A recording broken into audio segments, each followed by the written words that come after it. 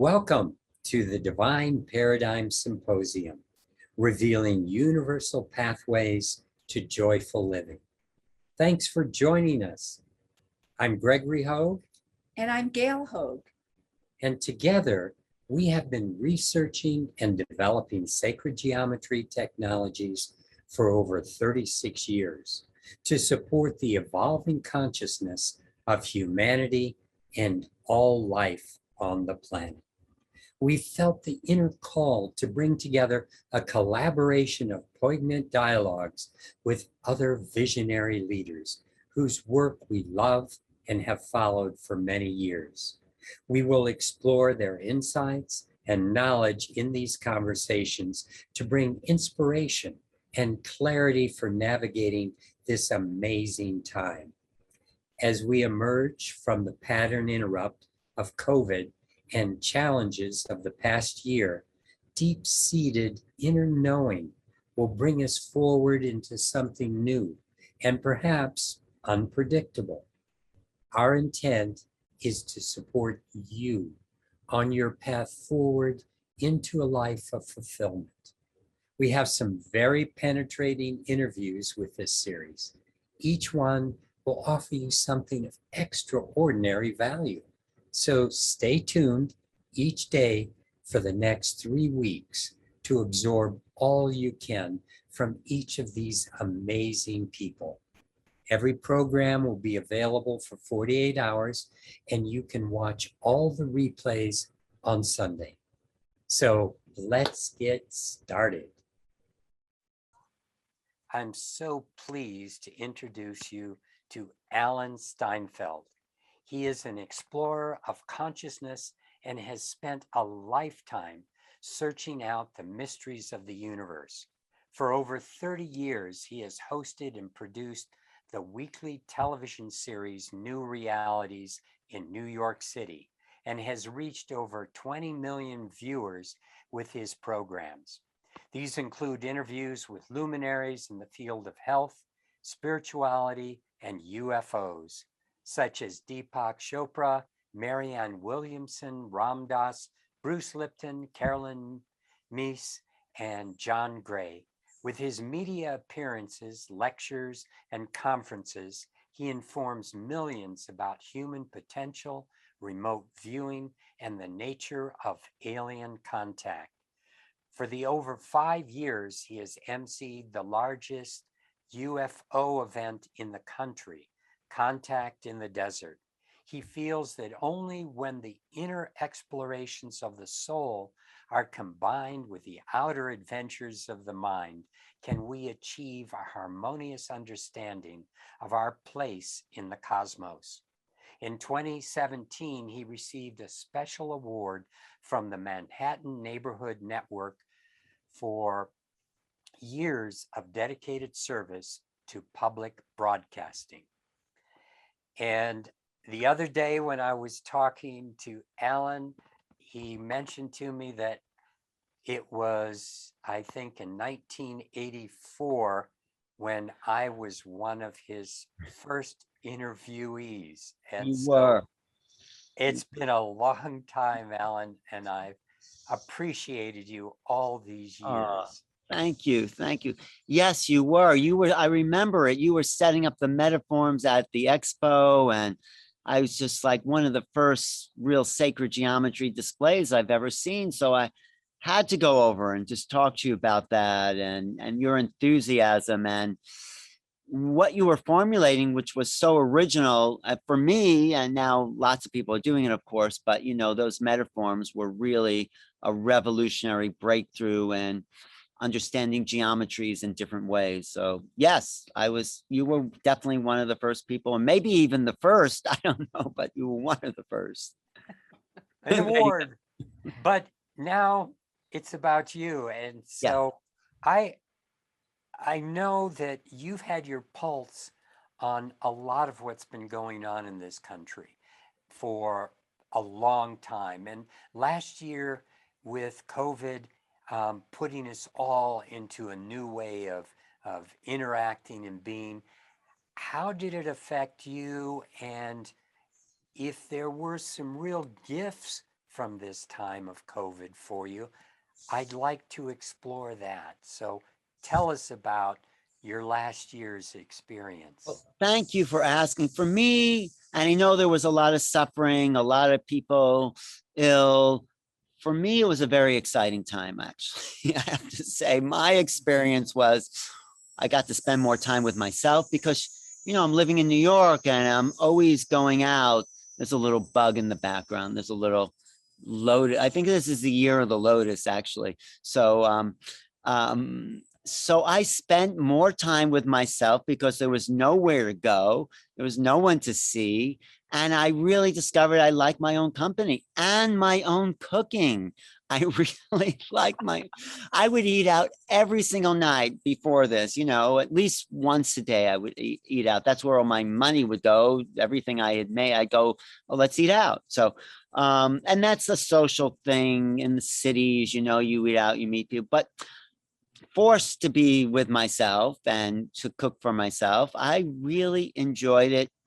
And I got this assignment to do this book right before the whole COVID thing started. And I didn't have any distractions. I really was able to focus on writing this book and making it the best I could because there wasn't anyone I had to see or talk to or, be around. So it was a huge gift in that sense that I had time for myself, time to think, time to be alone, time to understand this position we are in as a planetary civilization. We're about to cross a threshold into meeting the other, whatever those others are. But there's some, and I think the COVID times, that's what we should do a little book series about, the COVID times, was a doorway. It's like a Bardo experience. Bardo is a passageway from the known into the unknown. So and a lot of people are having reactions against the unknown. They want to go back to normal. There is no normal. There never was, but now there really isn't. So it is time. And I think the beings that are out there, I don't think they created this, but they've been waiting for us to make a breakthrough, a break from the past, from old ways of understanding and start to be open to something new. That's my feeling.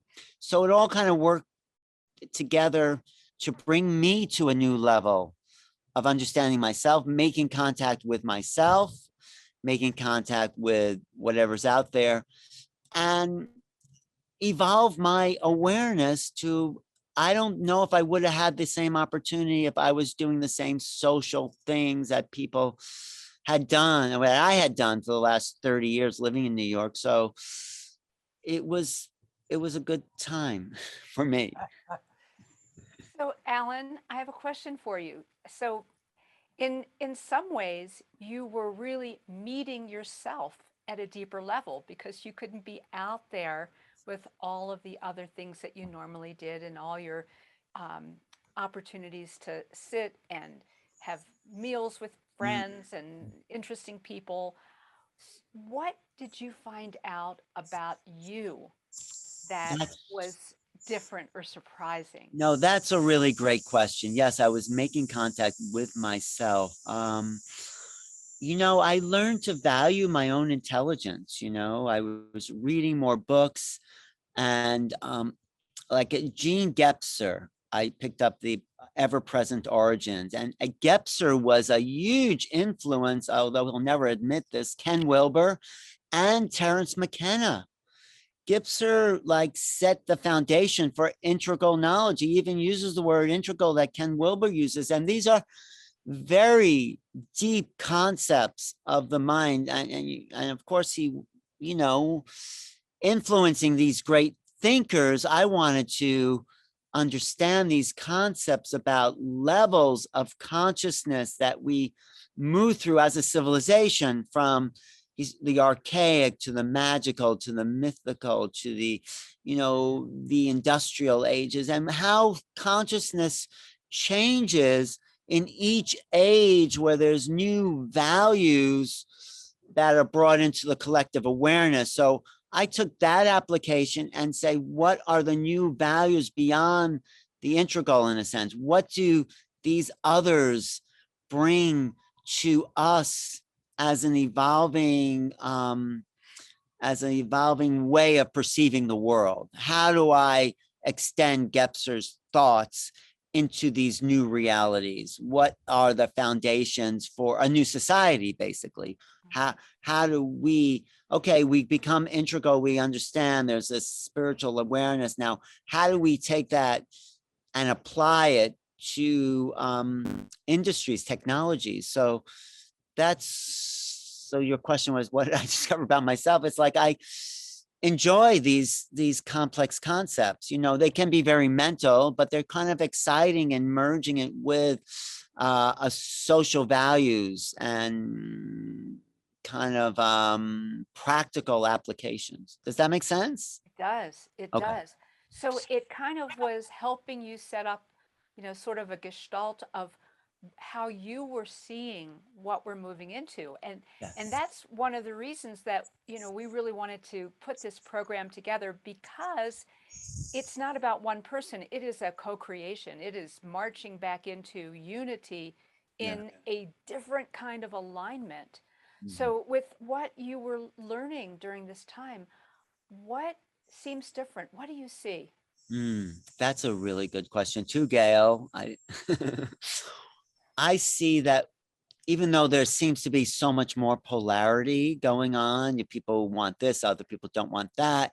There's this split within even the spiritual community about what that is bringing the duality to the surface that has always been there, the prejudice. And we have a chance to resolve the oppositions and come towards the center. I'm not sure how we're going to do that, but in a way, it's all out on the table. There's no hiding agendas anymore. And we have to see that if we're going to meet each other and move somehow, and I don't have the answers for this, cohesively into the world we've envisioned, me and Gregory, back in the 80s when the ascension movement was really happening, and the planetary and the Gaia theories and all those things were coming into formation. And now they're sort of acceptable in a sense, they're like given, but in those early days, there was an excitement about that. And I think that excitement is now taking a practical form. It's not just theory. So how do we emerge as a new planetary species is what don't have the answers, but looking and asking the questions, right? It's very interesting. You're talking about a book. Mhm. The book that you've written is about making contact. And yet, and we think of, just like you went out to get meals and we're going out or having it come in, the contact. But the thing that we can do is not really dependent on anyone else at first, but it's our own internal consciousness raising that we need to work on. Mhm. And that's really what started happening for you during COVID. Yes. And I think part of where we're going is, how do we work, each one of us, on raising our individual consciousness beyond what has been as far as the time. It's like a sense of, how do we move into a level of communion with our full soul being? Mm. How do we improve our intuition, Yeah. improve our multidimensional beingness? Because we are multidimensional beings playing with this 3D reality, and you're talking about a potential 3D contact that is going to have multidimensional Right. interactions and expressions and effects. So Let's talk about that. Well, it's not just the 3D contact that we are about to embrace. It is the multidimensional aspects of who we are as human beings. So we need to understand our own multidimensional nature if we're going to meet the multidimensional phenomena that's out there. Because I don't think these beings, whoever they are, and lots of people have names for them and whatever, but I don't put a name because it's something. But they are meeting us in the multidimensional form. They are not, in my experience, they're not physical in the ways we think physical are. I can go over there, shake your hand or whatever, but they're more, I think some of them are physical in an elevated physical space. So if they were to come into our reality, we would have to shift. And that's part of the trauma that happened that John Mack, you know, our old friend John Mack would look at, what trauma people would have in meeting these other beings. But as we become more sentient, more lucid in these multidimensional realities, these dream type states, we can meet these beings on an even playing field so we can learn more, gather more. The making contact is the equality that we, being ensouled beings, a higher conscious mind as potentiality, needs to be activated in the exchange and the embrace of the other. So it's trans-physical. We are physical beings, but look at us. We know we're not physical beings either. You know, we have all been through the spiritual schools for the last 30, 40 years saying, and this is underestimated in the West because a lot of people still think of the West. I'm talking about the mainstream as being mechanistic, linear, you know, ego-centered, but we all have been working on this other level outside the mainstream where we've developed a spiritual culture, right, Gregory and Gail? We can talk about these concepts that, you know, it may be foreign to a lot of the American public, these kind of ascension, transmutation, all, but to us in this little, you know, bubble that we've created, and we really have created this, you know, really since the 80s. It all kind of, there was the Aquarian age in the 60s and all that, but since the 80s, and you know, our friend Frank Alper was talking about that, and we have the same birthday, me and Frank had the same birthday, and you know, these visionaries that came forward that built this foundation of this, let's call it an ascending culture, we have now a common language, and this is now, I think, being filtered out more and more to the mainstream, and yoga is possible, health food is everywhere, all that's conscious sort of vehicles that we were pushing for now become part of a larger society. But I'm saying we built a foundation where we can realize that we are spiritual multidimensional beings and embrace these others on that level in a sort of more mainstream way. Yeah, you know, I love where you're going with this. And so we've had, you know, 30, 40 years of doing this work. There's a lot of people stepping in now, and young people that are going through an upgrade pretty quickly. Yes. And so in order to be able to access that interaction with those beings and higher knowledge and, you know, guides and angels and all that, what do you suggest? What do you see that people can do to raise their frequency, to be able to prepare for this next level of humanity? Well, I want to say, just in answer to the first part, yeah, there are star seeds being born that are already aware of this knowledge. It's like giving like a 3-year-old this iPhone and they already know how to work it. You know, it's like they're coming in, these generations, with this advanced framework based on the stuff that we laid out. But for the people who have no idea, or are open at least to this, I would say, trust your own consciousness. It's not just contained in the body. Project it out into space, project our divine presence out there. This is what this CE5s are calling it, Close Encounter 5 meditations that people have been doing. You get into this space of quietness and connections with the cosmos, and things show up. You do, and you can call them in. Those there seem to be closer than ever. You know, sightings around the country have been up. It's been 100,000 reported sightings in the last 10 years. There's been a book called The Desk Reference for UFO Sightings, but that's just, I would say there's at least 100 or 200 more unreported sightings that go on. So, and more every day. So this separation that we've probably been quarantined because we're such a kind of animal-based race. We have these animal bodies, and we have that kind of warlike mentality.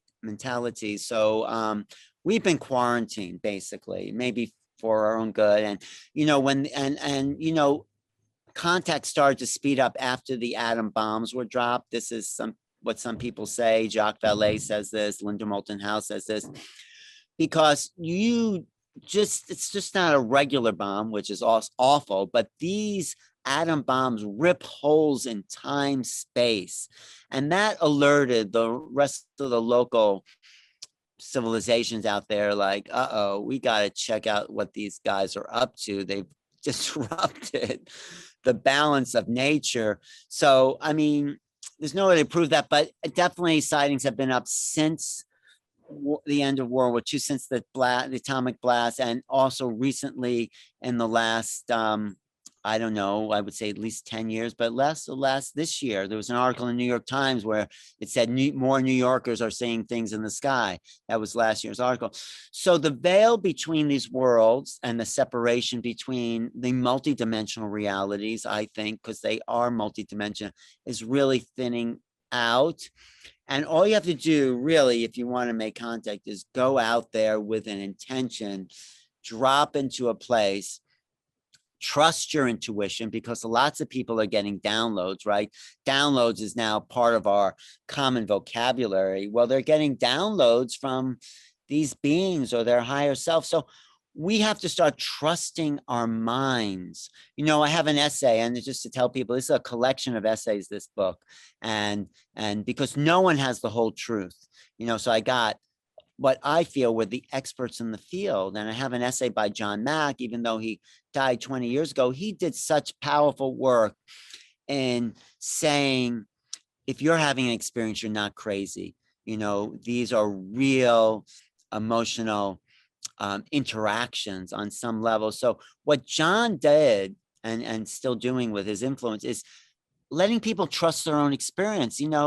In the West, we've been doubting our minds. If you have a vision, if you get a download, if you hear a voice, you must be crazy. That's the old paradigm. It's like, well, maybe you're not crazy, but we, psychology has done us a great service, and, looking at our own motivations, but it's done us this disservice, like in understanding how expansive human consciousness is. So I'm saying, trust your psychology, trust your impressions, trust your intuitions, trust what the deeper mind, it's aware of all creation, is trying to tell the limited conscious mind. And this is the shift. This is what actually, also this time alone, like, I started to trust my own creative process. And like, it took me a long time to write the introduction to this book, which I'm offering for free to anyone who wants, and you can get it from the download. But I had to trust the creative process of pulling in information that at first didn't have a place, but I knew it had some kind of place, and then kind of weaving it together. So we have to trust our own minds again, like the ancients did, if that answers your question. That's great. And as long as you just brought it up, that is your free gift. Why don't you just speak to that again so people understand what you're offering as something they can tune into after they're watching this? And the name of the book is Making Contact. So, Right. Alan, tell them a little bit It's about called your book. it's called Preparing for the, well, the main title is Making, and there's a little asterisk in that title. Making asterisk Contact is the real name, but people just say Making Contact. The subtitle is Preparing for the New Realities of Extraterrestrial Existence. And it has 11 different essays, including my own, about the leading investigators in this field. But they're not just thrown in there, oh, read this essay and that essay. I start with the external. I start with someone named Nick Pope, who worked for the Ministry of Defense, and he is just looking at the nuts and bolts physicality of this and why governments cover up and why they don't tell us what we all should know. I mean, I don't agree with everything he's saying, and that's why I put him in there, because I didn't actually agree with it, because I wanted this to be multi-perspective. I don't have the answers to what's going on. I have my piece, and these other people have their piece. It's like a mosaic. If you look at a mosaic up close, it doesn't look like anything, but the reader, after looking at it from afar or integrating all these chapters, gets a little sense of what this situation might be about from a multiple perspective. So it's multidimensional in a sense, the book, and it takes us deeper and deeper into the integration of consciousness. So I break up the book into 4 categories. I have the investigators, which deal with the hardware. Then you have the researchers that look at the effect on human beings. These are people like Linda Moulton Howe and John Max included in that. And then they have the abductees, the people who've had these intense relationships or intense events happen in their lives, and they've been traumatic. People like Whitley Strieber is in there. His book Communion was a big breakthrough. And then from abductees, I go to contactees, where people seem to have integrated the experience of meeting the other in a much more evolved place. And I have to say, a lot of abductees do end up becoming contactees. I mean, these are sort of arbitrary labels that I kind of created from the literature and from meeting people, but it's a progressive integration. And in the last chapter, I talked to Carolyn Corey, who's very integrated with these ETs that visited her at 5 years old. And she's sort of, in a way, merged with some of these higher qualities. So that's what the book is about. And what I'm giving away is the introduction, where I sum up what everyone's giving us. It's sort of like an overture. You know, you have the piece, but before the piece, you have the little overture, which is an encapsulation of little different sections of all of that. And so this is a 30-page, and it took me a long time to write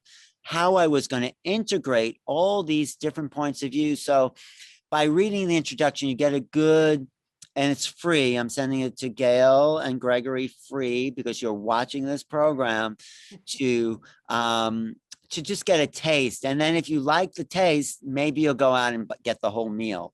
That's what I'm hoping. So, but even if you don't buy the meal, the taste will fill you up enough to kind of get you in touch with what the next level of, I think, our reality is going to be. This is why the government, there's so many, I'm sure you've seen the news and the media and what the government's rolled out and the preliminary assessment of UAPs, and of course calling them UAPs instead of UFOs. I have a theory about that, but anyway, did that answer some of your questions?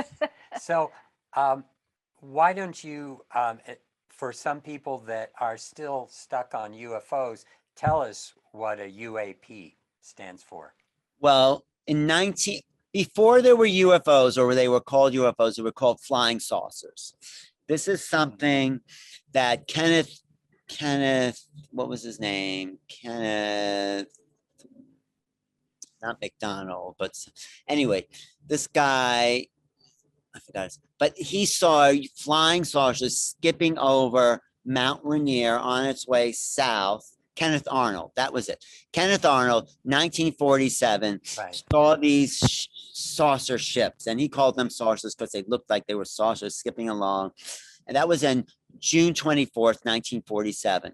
That hit the news. Pilot sees flying saucers, and there was right after World War II, people were kind of excited. There was a boom. And so that term flying saucer was used when whatever crashed at Roswell was identified, and it was flying saucer. Okay, flying saucer crashes at the Roswell Ranch. And so that was a common term for whatever's out there in the sky until around 1953, where the government started to study this. Project Blue Book, there was a bunch of different studies that we never see. So flying saucer, they said, that doesn't really say it. Let's rename this as unidentified flying object, because they were unidentified flying object. And I do write in my book, like, people think they know what they're seeing when they identify something as unidentified. That's how ridiculous that is. So, oh yeah, I saw a UFO. Like we know what that is. We don't know what that is, but it's so actually it's something Charles Fort used to say. We bridge gaps of our ignorance with terminology, which we think, it answers it. It's like calling something junk DNA. It's like, oh yeah, it's junk DNA. It's like, that does not say anything. It's like, we have to watch our labels and understand that we don't want to substitute labels for knowledge, and that's key, I think, in understanding this phenomena. Oh yeah, they're alien. Well, you just can't say stuff like that. So anyway, and there was a study in Britain called the Condine Report, where they thought there's more than just objects in the sky, flying objects in the sky. These things, and actually in our own recent studies with the ATIP program, if you know what that was a government-sponsored program from 2007 to 2012, the Advanced Aerospace Threat Identification Program, which was sponsored by Harry Reid, which started this whole disclosure ball rolling. That's really what got this going. And they borrowed this term from the British Condine Report and saying, well, there seems to be time-space distortion that happens. There seems to be a synchronicity that goes along with seeing this. It seems to be telepathic impressions that go along. So this was not just objects in the sky. There's a phenomena. So they renamed it, rebranded this, because UFOs were getting a kind of bad, kind of like hokey kind of term. Unexplained aerial phenomena. That's what UAP is. UAP, phenomena, which is the plural for phenomenon. So this is a phenomenon. The government actually gave us a hint about what this thing is really about. These are not just objects. Like, there's a famous line from Jacques Vallée, who was one of the early investigators. He's still around. He was portrayed in Steven Spielberg's movie Close Encounters. He was the Francois Truffaut character. He was the French guy. Anyway, Jacques Vallée is French. He used to work with J. Allen Hynek, and he would say, and if I find out these are just visitors from another planet, I'll be very disappointed. That was one of his saying, because this involves consciousness. These are not just objects. There's relationships. When you see a UFO, Grant Cameron says this in the second chapter of the book. Grant says, and he's one of my favorite investigators, he says, if you see something, you were meant to see it. There are no innocent bystanders. If you've had an experience, you are entangled with the phenomena somehow, and you are part of this. So I'm sure you guys have seen something, have had some experiences, because you're doing the work. And so anyone out there, even reading this book, you're part of the phenomena. So read the book, because it's somehow, I didn't know the government, and the publisher definitely didn't know that the government was going to release these reports. And I happened to meet him, meet this editor who gave me this book. I mean, I came forward with the book. He says, no, I want you to write this other book, write this book.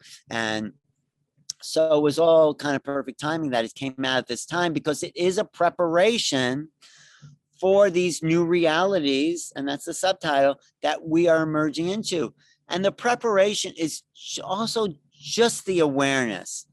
And the government coming forward. And if you saw the 60 Minutes program, with Luis Elizondo, who used to work for the Pentagon investigating this. He says to Bill Whitaker of 60 Minutes, who's Bill Whitaker, very straight-laced reporter, says, so are these real? Is this true? And Elizondo says to Bill, come on, Bill, we're already past this point. The government has admitted UFOs are real, meaning they're not ours, they're not Chinese, they're not Russian, and they're not some all of a sudden little third world country that's developing these high technologies that can change direction at high speeds and do all these things and go down to the surface of the water and zoom up.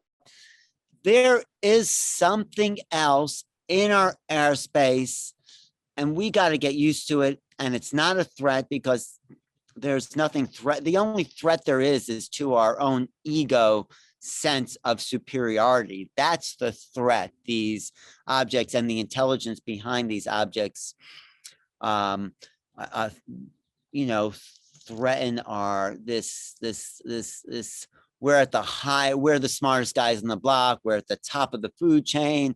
All these ideas that humans, no matter what culture you're in, the common sense of humans is, yeah, we can domesticate animals. We can control the earth.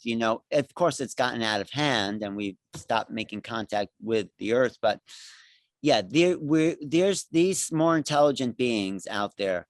They figured stuff out that we have yet to discover, which is sobering and exciting.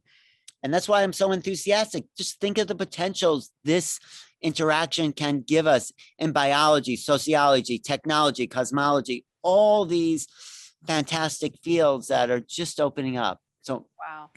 Okay. And I want to jump in for a minute because I love where this is going. And so this intelligence has been brought into our awareness for quite a while, since World War II, and possibly a lot longer than that, I'm sure. However, here we are in modern times, and we have this opportunity. Let's talk about the opportunity. So much of what I see us moving into is co-creation, collaboration.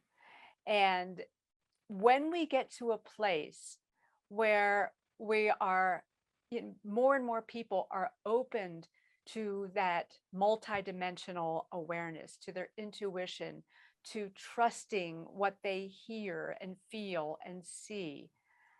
And they start opening more to even greater applications from, other beings. It's, it seems like phenomenal. Like, we could really deal with a lot of the issues that we've got going on this planet right now. Yes. What do you see? What do you see? Well, I see they're not going to clean up our mess for us. We can't go to say and just take all the plastic out of our oceans for us and stop the nuclear power plants. And we've created a mess. We have to clean up our mess. It's like your mother telling you, clean up your room before you have company. That's the sort of message we're getting here. I mean, maybe they could just take care of it. And I don't think they're going to let us really destroy the planet. But the opportunity here is to welcome the other, clean up, environmental change and whatever's causing that is the main threat. And it's also the main thing that's going to pull us together as a planetary civilization, because as we saw with the COVID, you can't create an artificial boundary in the sand that makes it, this is your country and this is your, there are, like John Lennon said, imagine all the world, imagine no country. That's my philosophy. It's like, there are no arbitrary divisions. That's what the astronauts notice when they look back at the Earth. Well, wow, we're on one planet. So if we can recognize that, and the two issues that are bringing that to the forefront are the UFO thing, whatever you want to call it, and the climate change. We need to come together as a planetary civilization because we're one race of beings, at least the humans, and we are very connected to each other, and we are one mind and one consciousness, and we need to know that in order to meet the others. in the epilogue of my book, maybe I could offer that at some point to you guys.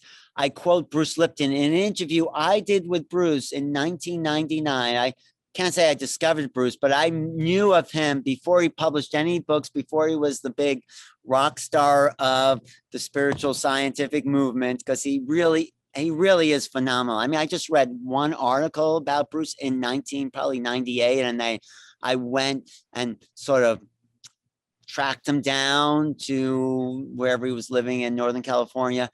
And he sat with me, he didn't know me, but sat with me for 3 hours and explained, yeah, really nice. It was a really hot summer day, and we sat in his living room, and he went through his whole anti-Darwinian theory, like there are no chance mutations. That is not the engines of evolution. When it's intentional mutation. It's Lamarckian, where species yearn to improve their gene pool, and there's this sense of consciousness impacting the evolution of the genome, because we want, our children to be smarter and to have more. And that is the essence of an epigenetic structures that evolve human beings, because that's where we're at, and we're about to take a leap into a whole new level. But one of the things that Bruce said, and I put this in the epilogue of the book, is that humans have to come together, realize we're one species. Consciousness is one, universe is one. He says in this epilogue, we do not have humanity. We are not humans, he says, until we have humanity. This is one being coming together to share consciousness. That's humanity. That is the synergy of the mind, of the collective mind, coming together, create a wholeness. That's where we're at. We need to create the sense of oneness in order to evolve our conscious plane to the idea that there's really just one person, one being here. So there's one of us here. And the illusion is that we're separate, just like maybe the cells in your body think they're separate, but they create a synergy of awareness. That was a key phrase that Bruce pointed out to me in 1999. Synergy of awareness means, look, we all have all these multiple cells in our body, trillions of cells with their own will and individual function, but they come together to form our individuated consciousness. They all come together. All your brain cells are functioning to take in these words or to say what you're saying. There's a synergy of awareness, but the greater synergy of awareness happens when all of us come together to form the being of humanity, so humanity can speak as a oneness. And it doesn't happen if we still think we're separate, Beautiful. It is so powerful to realize that we could be on the cusp of another major jump in evolution. Yes. Just as when the single-celled amoeba or whatever started to cooperate to create a multi-cell being, we're at that point in really opportunity for humanity to start to step into the multi-dimensional aspect of a species that is working together consciously. Right. And you know what illustrates that perfectly, and it's kind of like ancient history, but Stanley Kubrick's 2001 Space Odyssey. You have that embryo in space that is the collective humanity. And think of what that movie shows us, that we have to overcome the artificial intelligence of how that wants to do away with the humanness. And we need to find that resource to overcome the artificial intelligence. And I have a whole theory about that. And to find our humanity, to birth the new human. Right. Isn't that interesting? Yeah. And another thought that I've been having while we've been sharing is, that sacred geometry is the universal language. Yes. That means that when you're working with number, pattern, rhythm, cycle. You could go to the other side of the universe and communicate with a being in such a way that, this is always this, and this, and this, and the way these work together to make this, and Mm, what this does to represent the body. yes. And, so it's been really interesting for the last, gosh, now it's been over 40 years of my life, almost 50, where I've been focusing on a universal language and understanding it. And it has started to move me into those expanded levels of consciousness. And you've moved everyone who's interacted with metaforms into that. And because you're one of the foundational people in the, sacred geometry movement, you've somehow integrated this into the language, into the collective, and that we can speak in these forms, in these metaforms. And I think this is also how the ETs communicate with us. It's not through words, it's Mm-hmm. through forms and symbols and intuition and structures of consciousness, which is what you demonstrate. You're demonstrating structures of consciousness. When you put these things over, you're structuring the thought form frequencies in such a way to get an impulse that will create an energetic effect in the body that will transform the human being. Exactly. And Mm-hmm. that's one of the things that over these years we've been so focused on, is that this is a way that vibrationally shifts people's field. It shifts their consciousness. It shifts what they're capable of, what they experience.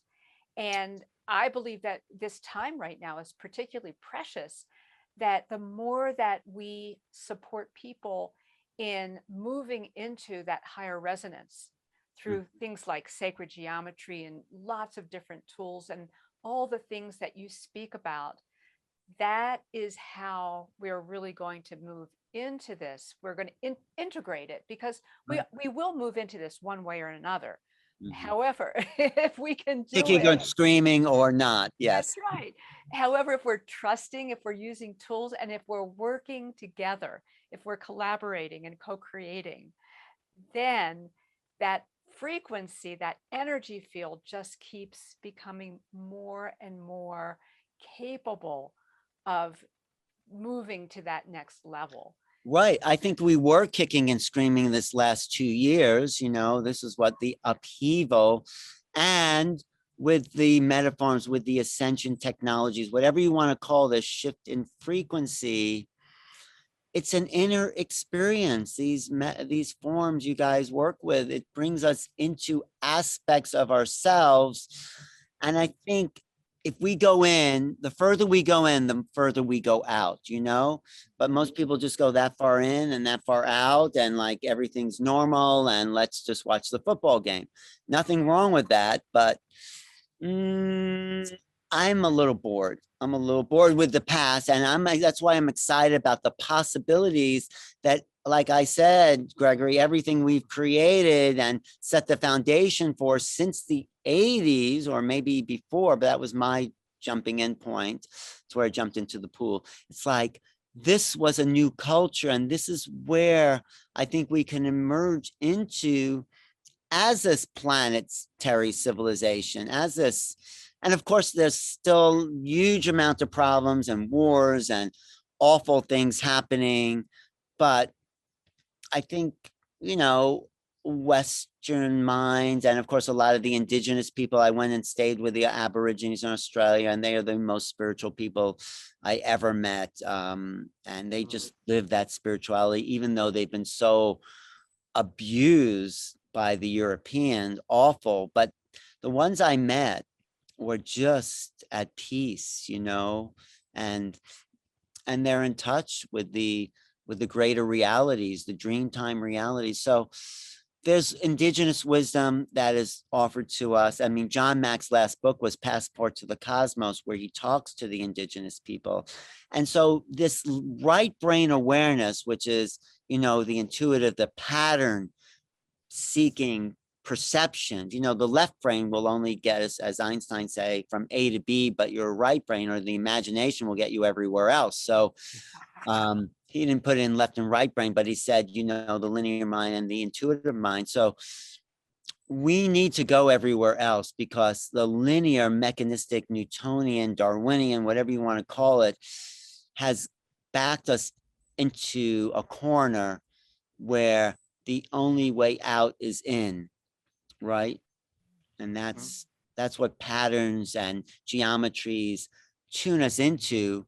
There's a pattern to the universe. There's a pattern to the phi ratios. There's patterns of life. And the more that becomes a common science, the more hope. That's why I like your stuff so much, because the hope is that we can recognize the structures of creation and work with that to create this new reality. So. It is such an exciting time. And, you know, I think that's something everyone listening to this needs to take to heart, is that we are always given the opportunity in every kind of circumstance to either shut down or not work with it, or expand with it. It's Right. like what you shared, what happened for you, you discovered Alan and you liked him, and now you're expanding on him. And, you know, that's the most I think each one of us can do as a first step, is discover ourselves Mm. and like ourselves and love ourselves enough to then move into the opportunity that's being presented. We But we always have that choice. have a choice, but we have to overcome our own roadblocks, our own obstacles. I got into this whole thing when someone presented channeling to me. They said, you know, there's this housewife from Tacoma, Washington, and she transforms into this 35,000-year-old warrior who marches around, answers people's questions. So I was coming from a psychological perspective coming out of college, and I thought that was the most ridiculous thing. This woman is obviously acting or delusional, and I didn't quite think it was a reality until I went to see Ramtha, that I'm describing, Ramtha Jay-Z Knight, and I had to overcome my limited beliefs about what was possible. And that's what I think a lot of people are confronting with the UFO thing. Like, if this is true, how come we haven't been told this? This is what a lot of people say. Well, I've never heard about UFO. I mean, yeah, it's something you see in movies, but this can't be real. So those are the obstacles of belief. And I had to overcome this idea. Could this woman really be, and I still don't know, channeling this 35,000-year-old warrior from Atlantis, but I went with an open mind. And in that audience, one of the things Ramtha said was, you know, and I know channeling is like the everyday phenomenon now, but in the 80s, it was kind of like, really? Does that really happen? But now it's like sort of acceptable. But back then it was like, so what Ramtha said is like, everyone wants to look at the mystery here, what's coming through this woman and her little body. But the bigger question is, what's coming through you? Where is that life force coming? Where does your voice emerge from? Where do those thoughts come from? That is the bigger mystery. And when I heard that, I said, okay, that started to shift some things. Maybe I'll listen more to this. And then Ramtha called on me and said, what say you, beloved entity? How be you this day in your time? And I said, what? Are you talking to me? but then I sort of had this mystical moment where things sort of started to get fuzzy and my consciousness had changed. And I felt like there was this other level, and I wasn't being hypnotized. It was just like, oh, I'm seeing another level of reality here. And that's informed me really, in a sense, ever since that moment where I decided, okay, I'm going to open up to whatever could be possible. I'm not saying it is possible. I'm saying maybe it could be. And just by removing my own obstacle for what was possible, welcomed in a world of mystical revelations. And I think a lot of people go through that because we're so trained in our culture to block those things out. And I think everyone has a moment. It's like losing your virginity. It's like everyone has a moment where they made that connection. Not everyone, at least everyone in our little tribe here has that moment where they said, oh yeah, because most of us are brought up very, dogmatically, traditionally. It's only science. There's no spirit really, even if you went to church or wherever, there's really, until you have your own experience, which is then it all changes. And it could be a dream, it could be what we're saying here today, or it could be putting on a metaform, like, you sit in some of those pyramids and it's like some people start to feel things they never felt before in their etheric subtle bodies, and they say, what is this? How can I be feeling something that's not physically touching me? And like, those are moments, I'm sure you guys had activated lots of people, and that's why you're doing it, of course. So I'm just saying everyone has that moment where we have to get out of the way of the old self, because people could say, well, I'm feeling things, but I'm just making that up. Or they could say, there is a subtle body. I'm feeling the subtle energies, and maybe it's real. And maybe if I let go of the fact that I'm just my physical body and there's more. And when they do that, it's like, oh my God, I am feeling energy. Maybe I am energy. Maybe I can transfer energy. Maybe I could receive energy. This is the limited beliefs, all of us. And I think the world itself with these UFO videos are coming to confront the limitations on thought form realities that we've been conditioned and programmed and brainwashed to believing, and experience, which is why metaforms are so powerful, because you're giving people the experience to break through. And wisdom is different than knowledge. Knowledge is from the book, wisdom is from experience. And when you have the experience and you trust the experience that, wow, something's different, I can feel things, I'm aware of things, that is experience that say, well, maybe there is this thing going on that I can open up to. And then you become the mystic. Then you enter the school of initiation and you search out the mysteries. I mean, Ram Dass had it, well, first with LSD and then meeting this incredible teacher in India. So it's like mystical essence is the destiny of humanity, because we're all mystics, unless we don't wake up to that, but we are. What is incarnation, right? How did we get into these bodies in the first place? And so when you have this experience where you're out of the way and you let something in, then you start to become a seeker. And I say, they used to say there's a seeker born every minute, but there's when the seekers become finders, seek and you shall find. And when you find, this is Gospel of Thomas, when you find, you will be disturbed. And when you are disturbed, you will change and reign over all. That's the Gospel of Thomas. So it's like the old self, and this is what's happening within the military, within the government, within those that never believed in UFOs before, they are becoming disturbed, because reality is not what they've been told it is. And that's a good thing, because it's never what you think it is. Anyway. Wow, Alan. Oh my gosh. I love this conversation You so much. inspired me to I don't usually talk like this to people, but I know there's a receptive field there that allows whatever wants to come out of me to come out. So I love thank it. you. I Yeah. love it. And it reminds me that, unfortunately, our creative selves have been sort of like tamped down for so long. And one of the tenets of being creative is to let go of that judgment, Yeah. to instead trust, to move into that connection with intuition where we are inspired, and it is pure inspiration that starts to move through us. Right. And that is what we're moving into. And the Yes. more that we can support each other to say, yes, this is normal, this is natural, this is good. And this is part of, when you were talking about, like it's like we're birthing the planet again. And, Barbara Marx Hubbard, who we love dearly, Yes. spoke so much about that. And that was her calling, was to share that. And we are birthing a new planet, and it is different.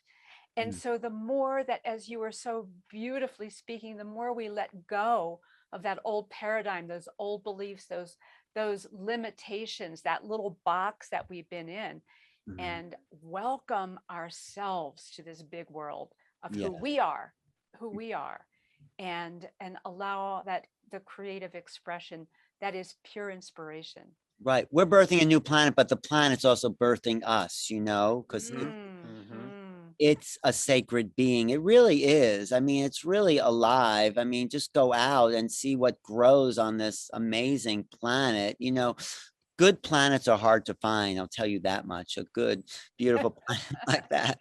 And, I think there's life abundant in creation, but just think of what this paradise, this oasis in space offers our species and all the great species of this planet.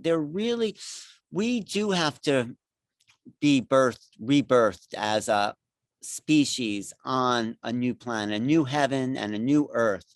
This is what we're caught between: the UFOs and the environmental changes that are happening, that we need a new heaven and a new earth. That's what I feel will wake us up, because we're the bridge between heaven and earth. So let's become a new species Yes. with just our own creativity. Yes, Gregory. Yes.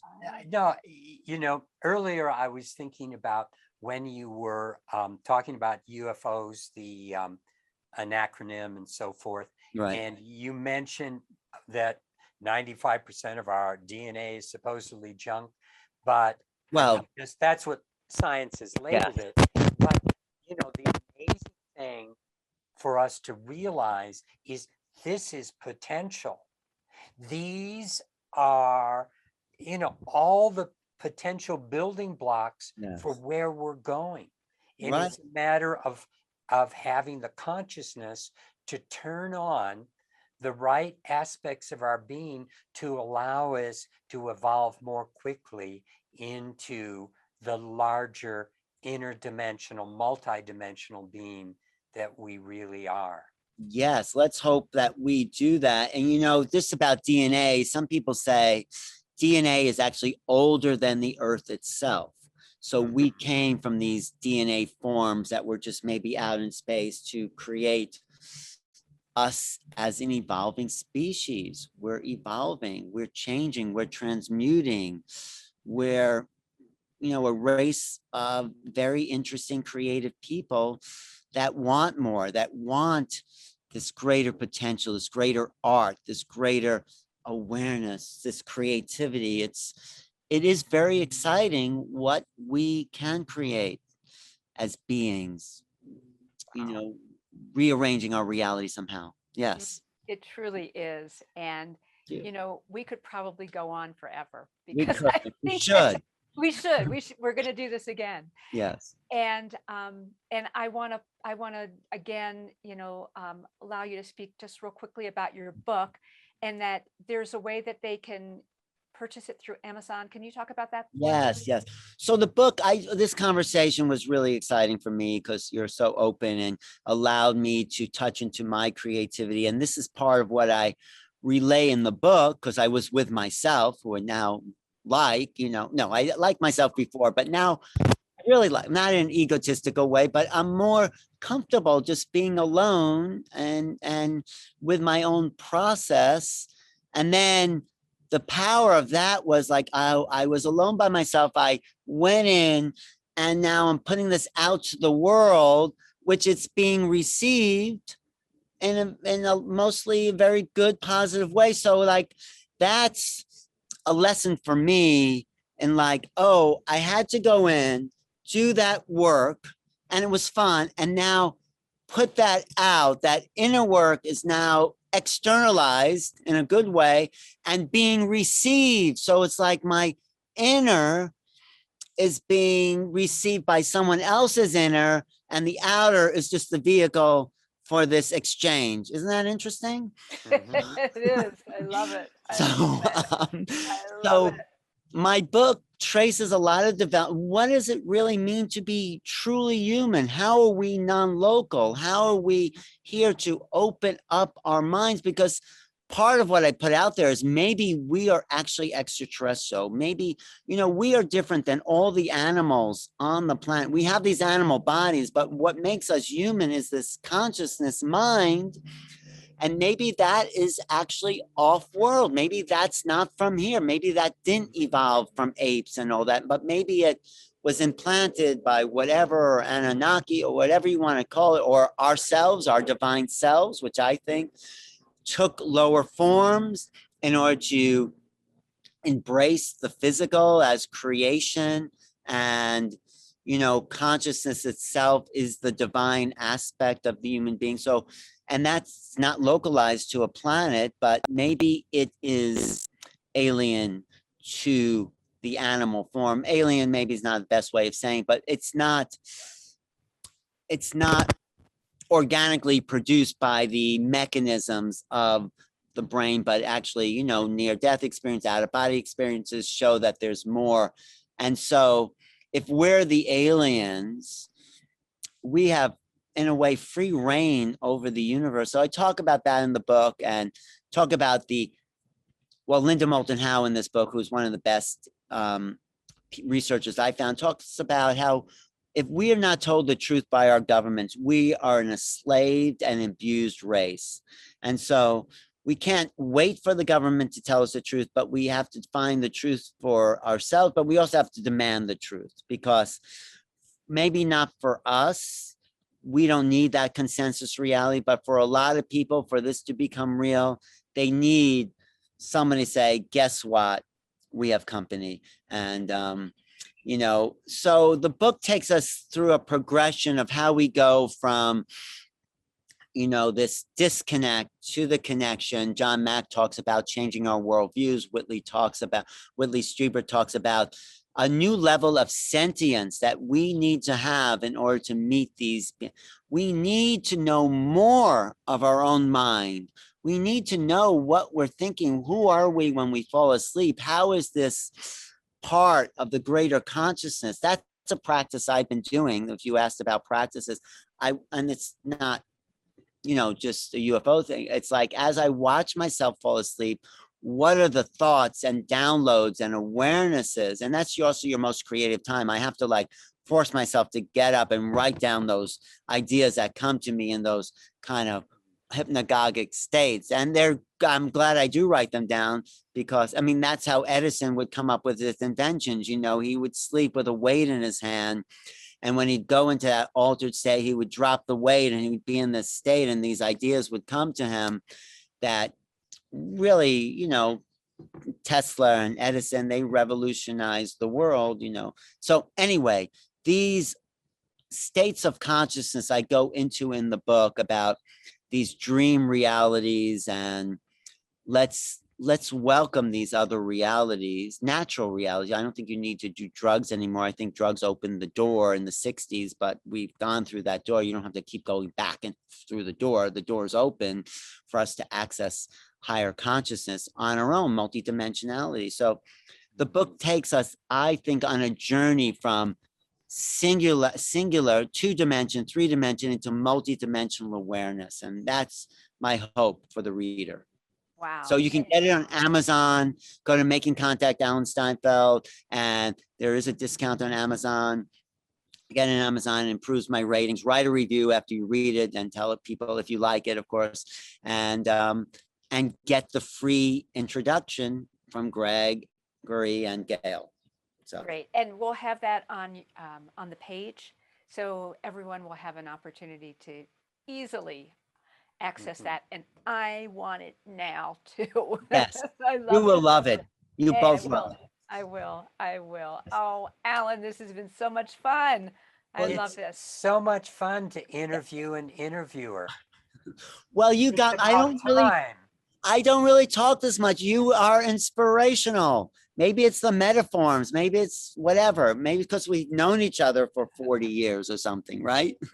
Well, Yeah. you need to be given that chance because, this is a new aspect of you that is stepping out. That is, and for each one of us, I think it's inspirational because each Thank one of us can find that new aspect within us where we can start stepping out and become more than what we were. And the nature of these times, it's in all honesty, it may not get easier before, you know, It before we does. go through more stuff. And yet it's our choice, always our personal choice of how we're going to deal with the way reality is enfolding us. Are Right. we going to take it as with you? So it's like everything is choreographed in your life, in my life, such that each moment is an opportunity if we choose to look at it that way. Right. And that's our choice. And making contact is a choice. It's an inside job, I say, making contact with yourself, with Yes. the earth, with Yes. each other, and what may be beyond our scope of perception, but yet is knocking on our door. It is awaiting our discovery. It really is. Truly. To be continued. We loved it. Definitely. I really enjoyed this. Thank you. Thank you for watching and being a part of the Divine Paradigm co-creation. The time has come for us to work together in co-creative ways, with the outcome being greater than any of us could have achieved alone. You make a difference in this important time, so thank you so much. We want to let you know tomorrow there will be another amazing conversation with one of the heartfelt thought leaders who have chosen to be a part of this symposium. Each program is available for 48 hours, and all of them can be replayed on Sundays. You will be receiving an email in your inbox that will take you to the next conversation. So make sure you're getting our emails. Please stay with us and stay tuned. We're going to have a lot of fun with some powerful messages. The full program takes place 6 days a week, Monday through Saturday for 3 weeks. And the full program will also be available at the end for purchase. Keep checking back to the page to enjoy our next conversation. Blessings and love.